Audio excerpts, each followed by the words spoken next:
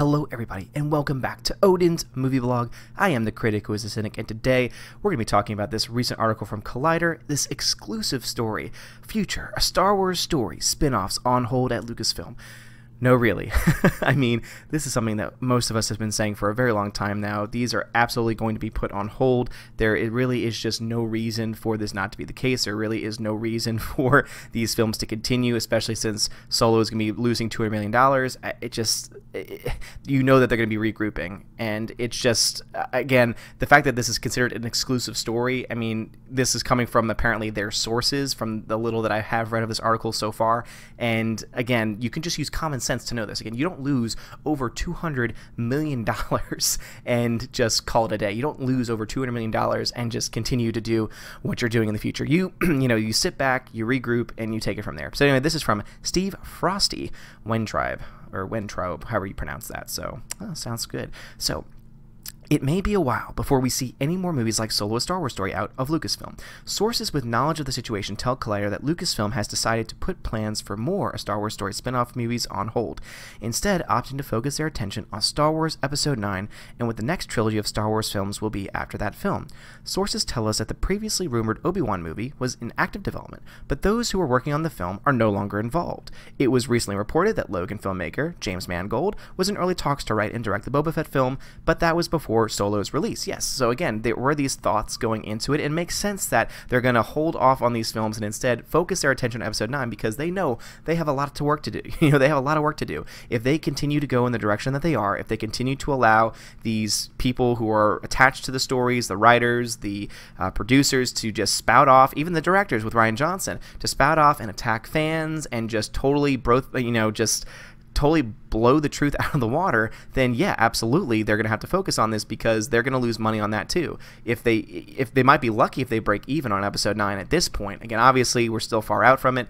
We still have until, about a little over a year left for that film to come out, because that doesn't come out until more than a year left, because that doesn't come out until December of 2019. But I just honestly cannot see how they could possibly move forward with this project unless they make some huge changes at the top, which is what we've all been thinking, that Kathleen Kennedy is either on the way out, has already been let go, or is going to step down in some way. And it's funny to see how the media has spun that to say, well, there's no confirmation, but let's say it does happen. It's going to be for these reasons, and it has nothing to do with the fact that she lost Disney hundreds of millions of dollars on a project because of a decision that she made. Again, it's all about responsibility. She has to own up and take responsibility for the fact that she greenlit a project that was 80% of production, 80% of the production was done. She decided, because the direction didn't fit with her narrative, that she was going to fire those directors, Lord and Miller, and then said, oh yeah, go ahead and reshoot the entire film and we'll be fine because we'll make it up. We'll just slap Star Wars on it and everyone's going to go see it. Well, guess what? It didn't happen because there was still so much bad taste in the mouth left over from Last Jedi. Again, I've mentioned this before several times, a $700 million difference between The Force Awakens and The Last Jedi,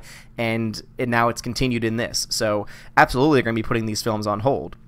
So, this news comes in the wake of the disappointing launch of Solo, that's putting it mildly, which was only Lucasfilm's second Star Wars story spinoff, but which received mixed positive reviews and fell short of the box office expectations. Mixed positive. So, that's being very disingenuous, because it was barely positive in the critic ratings. If you actually went to the top critics, it was around 59%. So if you want to say positive, that's barely positive. I would say you would have to say that's mixed medium. You cannot say mixed positive, because it was definitely not closer to that extent. And then if you look to the audience rating, that was abysmal until Rotten Tomatoes got involved and started to deny, because I remember I tried putting in my review for it and it denied me being able to submit it. And then there have just been already countless people showing how there have been these random fake 5-star reviews that have been put in to boost up the score. So that was originally in the 40s, 50s. Now it's up to, I think, the 60s, mid 60s. So obviously there's something else going on there. So no, to say that this is positive, mixed positive, is total garbage. So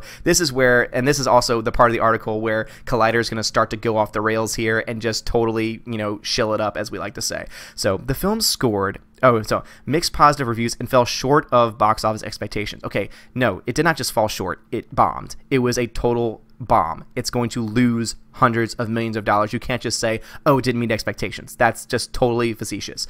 All right, the film scored $84.4 million on opening weekend and has grossed $192.8 domestically, with $340 million roughly opening for the worldwide in the past 4 weeks, which is nothing to scoff at, but is far, far lower than the performance. Okay, no, it is something to scoff at, because some people might say, well, $400 million, that seems like a lot of money to anyone else. Well, yeah, but when you spent at least $500 million, and when you take into the account that you're only going to see, that Lucasfilm is only going to see 60% of that, then yeah, it is absolutely a bomb. That is not just falling short of expectations. That is something to scoff at. That is awful. That is abysmal. I mean, it is lucky that it has the Star Wars name, because that's the only reason why anyone actually went to go see it. If it didn't have the Star Wars name, this movie would have done even worse. And yet, people are still ignoring that. People just want to ignore the truth and just want to live in their own little bubble. So, let's pick it up from there. So, for comparison's sake, Rogue One opened to $155 million and grossed $424 by the week 4. To put it simply, while Solo did fine by blockbuster standards, it wasn't the event that Lucasfilm expected out of a brand new Star Wars film. No, it was bad for any standard. Again, just basing it off of budget to total gross, this movie is not, this did not do fine by blockbuster standards. What does well by blockbuster standards is a movie that by the end of its second week has at least made back its money. That is fine by box office numbers, or at least almost made back its money. This film is already, at this point, around $250 to $300 million in the hole. I think by the end of its run, it's going to make maybe another $50 or $60 million more when you add in all the worldwide totals. But even then, it's still going to be about $200 million short of making back its budget. And that's including marketing costs and everything like that. So I'm sorry, but you cannot tell me that this is doing fine by blockbuster standards. That just does not hold up to scrutiny. And this, again, just shows you that Collider is obviously just shilling it up, trying to spin it positively for Star Wars, saying, oh, they put a hold on these projects to focus on Episode 9, but yeah, it's not great, but it's not terrible either. No, it is. It's bad. Again, this is a huge loss for Disney. This is a huge loss for everyone involved, and so the fact that Collider is putting out garbage like this is just ridiculous. So, of course, the May release date could have had something to do. No, it did not. We've already, again, go back to the original Star Wars films that released in May that did totally fine, and your argument is totally invalid, so please stop making it. As opposed to Rogue One, which was released, oh my goodness, yep, so garbage. All right, so regardless, we're hearing that plans to revisit this Star Wars film format have been put on hold for the moment. Initially announced as anthology movies, the spin-offs got off to a rocky start and haven't exactly been smooth sailing. Josh Trank, Chronicle, was developing a Boba Fett movie around the same time Gareth Edwards' Godzilla was prepping Rogue One, but Trank was subsequently removed from the project. Lucasfilm lost a film of its planned slate. Yes, I wonder why. Again, probably because it was not going in the direction that Kathleen Kennedy and the people at top want the film franchise to go, even though it probably would have been an amazing film, because, you know, Chronicle was an amazing movie. It would have been really cool to see that direction, to see that kind of character that the director has brought onto the big screen in a huge story like Star Wars. But, you know, oh well, I guess we'll never see that happen because of Kathleen Kennedy and everyone else at the top.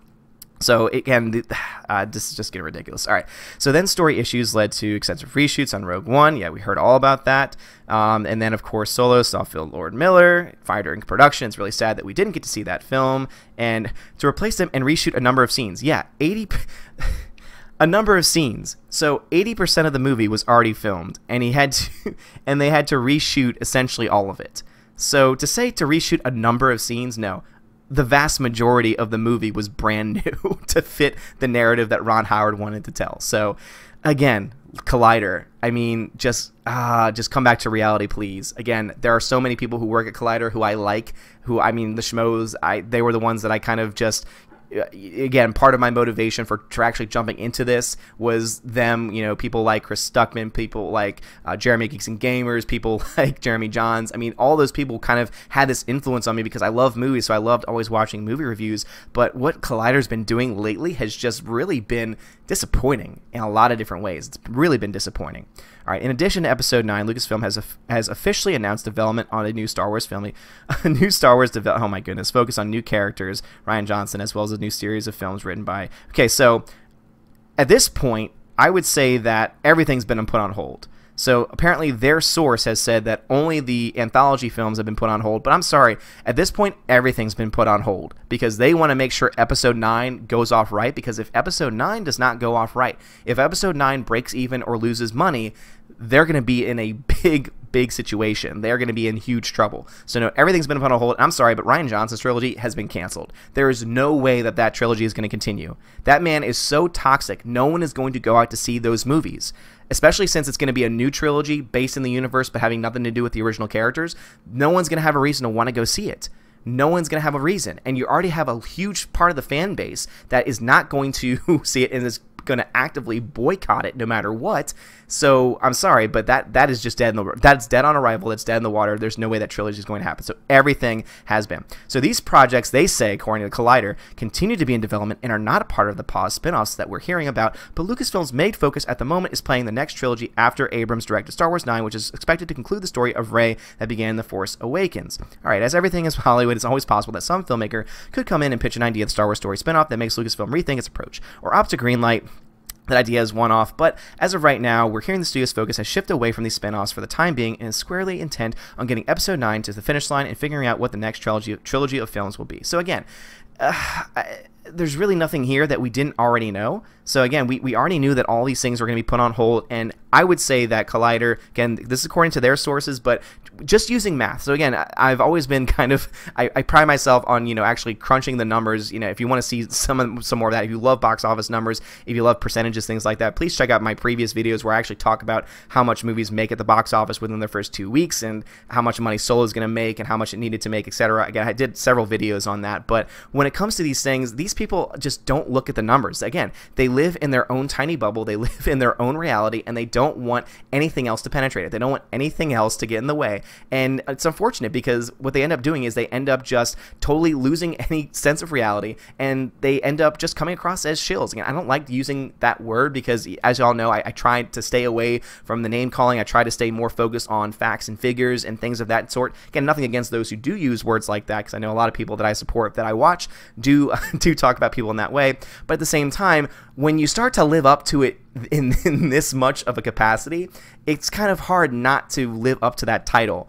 And it's just really sad because these are obviously people who don't want to take off Lucasfilm, who don't want to take off the people in charge of Star Wars, who don't want to, risk, this is something that's been said before, don't want to risk losing their media credentials, anything like that. And it's just really sad because, again, this is something that's very straightforward. Again, if you just sit yourself and base yourself in reality, this is a very straightforward situation. Solo bombed. It's losing $200 million at least. That's not a good box office. That's not a good, huge box office movie. I'm sorry. Again, there's no other way to spin it. So anyway, guys, this is something that I got notified about when I was at work earlier today, and I just knew I had to cover it because I knew that they would be trying to, spin it in whatever way they can. So thank you very much, guys, for listening. If you like this video, please give me a thumbs up. Please hit that subscribe as well. Also, please share this video if you like it as well. I'd greatly appreciate it. Have a great day, and as always, God bless.